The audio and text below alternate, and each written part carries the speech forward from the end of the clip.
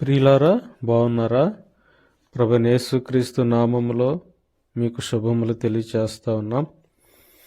ఈరోజు క్యాలెండర్లో ఉన్నటువంటి దేవుని వాక్య భాగాన్ని మనం ధ్యానం చేసుకుందాము. రండి. అపోస్తుల కార్యములు 13వ అధ్యాయము 34వ వచనము నేను చదువుతాను, జాగ్రత్తగా గమనించండి. దావీదునకు అనుగ్రహించిన పవిత్రమైన వరములను మీకు అనుగ్రహింతును. దావీదునకు అనుగ్రహించిన పవిత్రమైన వరములను మీకు అనుగ్రహింతును. ప్రియులారా, ఈ చదువుకున్నటువంటి భాగము దావీదు గురించి దేవుడు తెలియచేస్తూ వచ్చినటువంటి మాట ఏమిటంటే, దావీదుకి పవిత్రమైన వరములను అనుగ్రహించాడు అని ఇక్కడ రాయబడుతూ వచ్చింది. ఏంటి పవిత్రమైన వరములు అంటే, ప్రియులారా, యెషయా గ్రంథము 55వ అధ్యాయము 3వ వచనములో ఒక మాట ఉంది. యెషయా గ్రంథము 55వ అధ్యాయము 3వ వచనం చివరి మాట నేను చదువుతాను. దావీదునకు చూపిన శాశ్వత కృపను మీకు చూపుదును. ప్రియులారా, ఇక్కడ అపోస్తలుల కార్యములో చెప్పబడినటువంటి మాట మరి పవిత్రమైన వరములు అంటే, ఇక్కడ మనము యెషయా గ్రంథములో చూస్తూ వచ్చినటువంటి మాటకు సమానమైన మాట. దావీదునకు చూపిన శాశ్వత కృప. కాబట్టి శాశ్వత కృప దేవుడు దావీదుకి అనుగ్రహిస్తూ వచ్చాడు. శాశ్వతమైనటువంటి కృపను దావీదుకు దేవుడు అనుగ్రహించాడు. ప్రియులారా, మరి దావీదుకి ఇటువంటి శాశ్వతమైనటువంటి కృప అనుగ్రహించటానికి కారణం ఏమిటి అంటే, కీర్తన గ్రంథం 138వ అధ్యాయము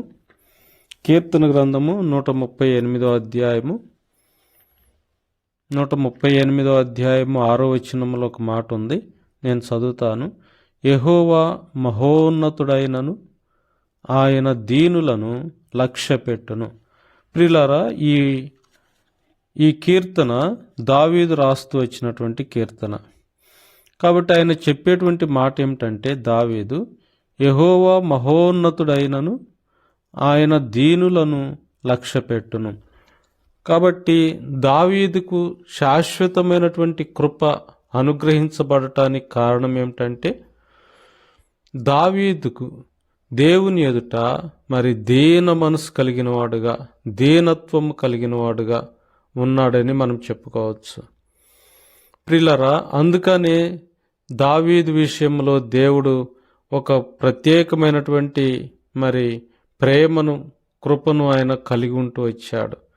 ప్రియులారా, మరి ఇటువంటి దీనత్వం ఎలా కలుగుతూ వచ్చింది దావీదుకి అంటే, 70వ కీర్తనలో ఆయనే స్వయాన చెప్తున్నటువంటి మాట, నేను అనేక శ్రమల పాలై దీనుడనైతిని అని అక్కడ రాయబడుతూ వచ్చింది. ప్రియులారా, దావీదు యొక్క జీవితంలో మరి ప్రారంభము నుండి మనం చూస్తూ వచ్చినట్లయితే, మరి తల్లిదండ్రుల చేత మరి తృణీకరించబడినట్లుగా, చులకనగా చూడబడినట్లుగా, తర్వాత మరి అన్నలైనటువంటి వారి ద్వారా ఆయన తృణీకరించబడినట్లుగా, తర్వాత మరి తన జీవితంలో అయిన తర్వాత మరి భార్య ద్వారా మరి ద్వేషించబడినట్లుగా, తర్వాత తన మామైనటువంటి సౌలు ద్వారా ద్వేషించబడినట్లుగా, ఈలాగున చూసుకుంటూ వస్తే అందరి చేత తృణీకరించబడిన వాడుగా దావీదును మనం చూస్తూ ఉన్నాం. అయితే దావీదు యొక్క జీవితంలో ఆయన అందరి చేత తృణీకరించబడినా కానీ దేవుడు మాత్రం ఆయన యందు లక్ష్యముంచిన వాడుగా ఉంటున్నాడు. దేవుడు తన పట్ల కృపను చూపించిన వాడుగా ఉంటూ ఉన్నాడు. ప్రియులారా, కనుకనే దేవుని యొక్క కృప దావీదు మీద ఉండిన కారణము చేత అందరి చేత తృణీకరించబడిన వాడుగా మనము చూస్తూ ఉన్నాం. ప్రియమైన సహోదరుడా, సహోదరి, నీ జీవితంలో నీవు కూడా ఇలాంటి జీవితాన్ని నువ్వు కలిగి ఉన్నావా? అందరి చేత తృణీకరించబడుతూ ఉన్నావా? నీ తల్లిదండ్రుల చేత నీవు త్రోసివేయబడి తృణీకరించబడినావా? నీ సహోదరుల చేత నువ్వు తృణీకరించబడుతూ ఉన్నావా? తర్వాత నీ బంధువులు, నీ స్నేహితుల దగ్గర నీవు తృణీకరించబడుతూ ఉన్నావా? నువ్వు పనిచేసేటువంటి స్థలంలో ఉన్నటువంటి వారి చేత నీవు తృణీకరించబడుతూ ఉన్నావా? అయితే దేవుని యొక్క కృప నీ మీద ఉన్నదని జ్ఞాపకం చేసుకోవాలి. ప్రియులారా, ఎందుకు అంటే దావీదు యొక్క జీవితంలో అది నిజమైనటువంటి వాస్తవమైనటువంటి సంగతి. మనుషులందరి చేత తృణీకరించబడి త్రోసివేయబడుతూ వచ్చినప్పటికీ కూడా దేవుడు తన మీద తన యొక్క కృపను కనబరుస్తూ వచ్చాడు. అందుకని దావీదుకు చూపినటువంటి మరి పవిత్రమైన వరములను అనుగ్రహిస్తాను అన్నాడు. ఏంటి ఆ పవిత్రమైన వరములు అంటే, ప్రియులారా, దేవుని యొక్క కృప, ఆయన కృప, విస్తారమైనటువంటి ఆ కృప ఆయన దేవుడు దావీదుకు అనుగ్రహిస్తూ వచ్చినాడు. కాబట్టి ఆ కృపను బట్టి ఆయన అంతగా హెచ్చించబడుతూ వచ్చాడు. ప్రియమైన సహోదరుడా, సహోదరి, మన జీవితంలో మరి దావీదు తన జీవితంలో అంతగా మరి తృణీకరించబడిన కారణము చేత, శ్రమానుభవంలో గుండా తను నడిపించబడుతూ వచ్చిన కారణము చేత తను దీనత్వాన్ని తను నేర్చుకుంటూ వచ్చాడు. అయ్యా అమ్మా, ఓ సహోదరుడా, సహోదరి, నీ జీవితంలో కూడా నీవు ఇటువంటి శ్రమానుభవంలో గుండా వెళ్ళి మనుషులందరి చేత తృణీకరించబడి త్రోసివేయబడిన పరిస్థితిలో ఉన్నావా? అయితే దేవుడు నీలో నుండి మరి ఇటువంటి దీనత్వాన్ని కోరుతూ ఉన్నాడు. దీనత్వమును కోరుతూ ఉన్నాడు. ఇటువంటి దీనత్వం నీవు కలిగి ఉండటం ద్వారా దేవుడు నీ మీద తన కృపను, విశేషమైనటువంటి తన కృపను నీకు అనుగ్రహించేవాడుగా ఉంటున్నాడు. అందుకనే బైబిల్ గ్రంథంలో మరి యాకోబు పత్రికలో ఏం చెప్పబడుతూ ఉందంటే, మరి దేవుడు అహంకారులను ఎదిరించి దీనులకు కృపనిచ్చును.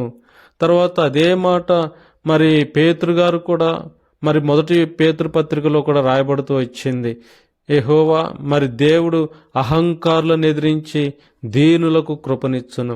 కాబట్టి ఎవరైతే దీనత్వం కలిగి ఉంటారో వారికి దేవుడు మరి ప్రియులారా కృపను అనుగ్రహించేవాడుగా ఉంటూ ఉన్నాడు.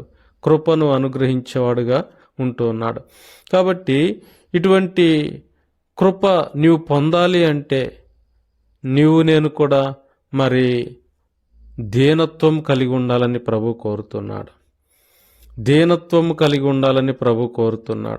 ఇటువంటి దీనత్వము మనలను ఆశీర్వాదంలోనికి నడిపించేదిగా ఉంటుంది. ఇటువంటి దీనత్వము దేవుని యొద్ద నుండి కృపను పొందుకునేట్లుగా మనము ఆ కృపను మనము పొందుకోగలుగుతాము. ప్రియులారా, అహంకారులను ఎదిరించి కాబట్టి అహంకారము మనం కలిగి ఉన్నట్లయితే, లేకపోతే గర్వము మనం కలిగి ఉన్నట్లయితే దేవుని యొక్క కృపను మనము పొందుకోలేని వారంగా ఉంటున్నాం. కాబట్టి దావీదు ఇటువంటి దీనత్వం కలిగి ఉన్నాడు కాబట్టి దేవుని యొక్క కృపను ఆయన పొందుకున్నవాడుగా ఉంటూ ఉన్నాడు. ప్రియులారా, మరి 89వ కీర్తనలో దావీదు విషయమై దేవుడు ఒక మాట చెప్తా ఉన్నాడు. కీర్తన 89వ అధ్యాయము, దావీదు 89వ కీర్తన 24వ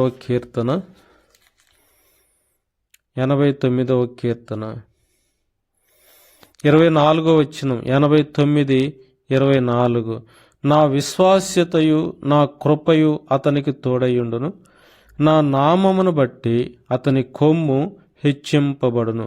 ఎవరు అతను అంటే ప్రియులారా, దావీదు గురించి ఇక్కడ రాయబడుతూ వచ్చింది. నా విశ్వాస్యతయు నా కృపయు అతనికి తోడుగా ఉంటుంది, నేను అతని కొమ్మును నేను హెచ్చిస్తాను అని చెప్తా ఉన్నాడు. అంతేకాదు 32వ వచనం కూడా, నేను వారి తిరుగుబాటునకు దండముతోను వారి దోషమునకు దెబ్బలతోను వారిని శిక్షింతును, కానీ నా కృపను అతనికి బొత్తిగా ఎడము చేయను. కాబట్టి ప్రియులారా, దావీదు గురించి దేవుడు చెప్తున్నటువంటి మాట ఏమిటంటే, వారి యొక్క తిరుగుబాటును బట్టి నేను దండముతో నేను శిక్షిస్తా, వారి దోషములకు దెబ్బలతో వారిని శిక్షిస్తా, కానీ నా కృప అతనికి ఎప్పుడు కూడా బొత్తిగా నేను ఎడము చేయను. కాబట్టి దావీదు విషయంలో దేవుడు అటువంటి కృపను ఆయన అనుగ్రహిస్తూ వచ్చినాడు. ఆ కృపను బట్టే తను ఒక రాజుగా పట్టాభిషేకం చేస్తూ వచ్చాడు. ఆ కృపను బట్టే దావీదు హెచ్చించబడుతూ వచ్చాడు.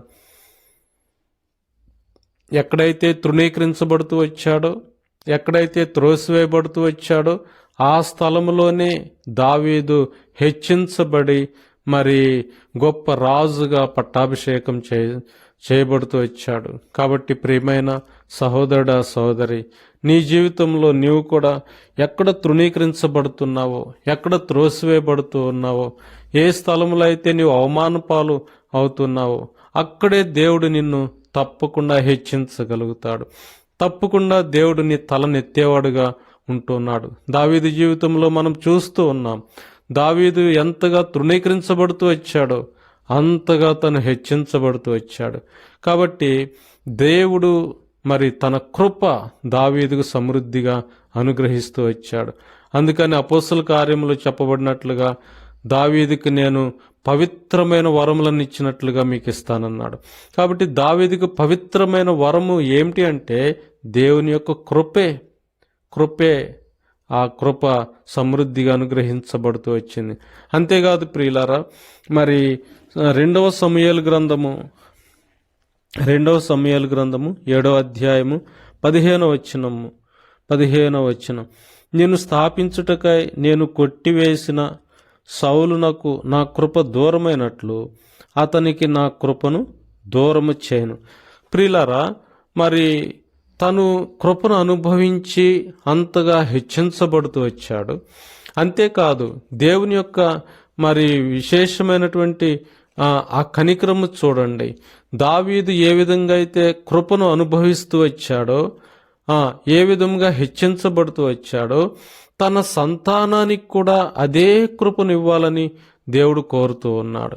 చూసారా ఎంతగా దావీదు ఆశీర్వదించబడుతూ వచ్చాడో చూడండి. తను ఆశీర్వదించబడుతూ వచ్చాడు, కృపను అనుభవిస్తూ వచ్చాడు. అంతేకాదు తన సంతానము కూడా కృపను అనుభవించాలని దేవుడు కృపనివ్వాలని కోరుతూ వచ్చినాడు. కాబట్టి ప్రియమైన వారలారా, దేవుని యొక్క కృప ద్వారానే దావీదు అంతగా హెచ్చించబడి అంతగా తన కొమ్ము పైకెత్తబడినట్లుగా మనము చూస్తూ ఉన్నాం. ప్రియమైన సహోదరుడా, సహోదరి, దీనంతటికి కారణం దావీదు దీనత్వం కలిగి ఉంటూ వచ్చినాడు. దీనత్వము కలిగి తను జీవిస్తూ వచ్చినాడు. ఆ విధంగా మనము కూడా ఇటువంటి దీనత్వము కలిగి ఉన్నప్పుడు దేవుడు తన కృపను మనము అనుభవించగలం. ఆ కృప ద్వారా మనము ఆశీర్వదించబడగలం, హెచ్చించబడగలం. కాబట్టి దేవుడు ఆ విధంగా మనకు సహాయం చేయనుగాక. ప్రార్థన చేసుకుందాం. పరిశుద్ధుడు అయిన తండ్రి, మీకే వందనములు, స్తోత్రాలు చెల్లిస్తున్నాం. ప్రభువా, ఉదయకాల సమయంలో నాయన మేము ధ్యానించుకున్నటువంటి వాక్య భాగాన్ని బట్టి మీకు వందనాలు. దావీదుకి ప్రభువా పవిత్రమైన వరములను అనుగ్రహించామని ఆయన చెప్పబడుతోంది. ఏంటి ఆ పవిత్రమైన వరం అంటే కృప. మీ కృపను దావీదుకు సమృద్ధిగా అనుగ్రహించారు నాయన. అయ్యా, తను ఎంతో కఠినమైనటువంటి పరిస్థితుల్లో గుండా తను నడిపించబడుతూ వచ్చాడు. కనుకనే నాయన తను దీనత్వమును నేర్చుకున్నాడు. ఆ దీనత్వమును బట్టే మీరు కృపను అనుగ్రహించారు. అయ్యా, మా జీవితాలలో మేము కూడా అటువంటి దీనత్వం కలిగి ఉండటానికి, మీ కృపను మేము సమృద్ధిగా అనుభవించటానికి మాకు సహాయం చేయండి. దేవా, కృప చూపించండి నాయన. ప్రభా, ఎవరైతే ప్రార్థన సహాయం కోరుతూ ఉన్నారో వారిని బట్టి మీకు వందనాలయ్యా. అయ్యా, వారి అక్కర కొలది, అవసరత కొలది వారికి మీరే సహాయం చేయండి. దేవా, కృప చూపించండి నాయన. ఈ దినమంతటి కొరకు సిద్ధపరచండి. పనిపాట్లో తోడుగా ఉండండి, రాకపోకల్లో తోడుగా ఉండండి. ప్రభా, సహాయం చేసి మహిమ పొందండి. వందనములు, స్తోత్రాలు, కృతజ్ఞతాస్తుతులు చెల్లిస్తూ యేసు ప్రభు నామం పేరిట ప్రార్థించి అడిగి వేడుకుంటున్నాము తండ్రి. ఆమెన్.